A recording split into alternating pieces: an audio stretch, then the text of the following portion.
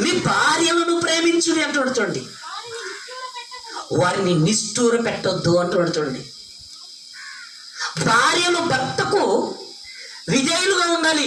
విధేయులుగా ఉన్నటువంటి స్త్రీని భర్త బాధ పెట్టకూడదు, నిష్ఠూర పెట్టకూడదు.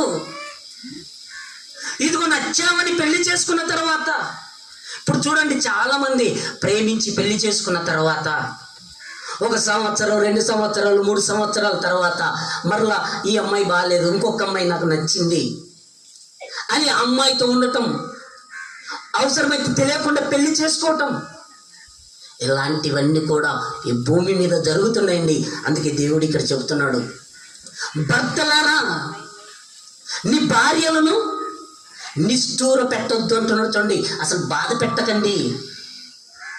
ఈరోజు చాలా మంది బాధ పెడుతున్నారండి.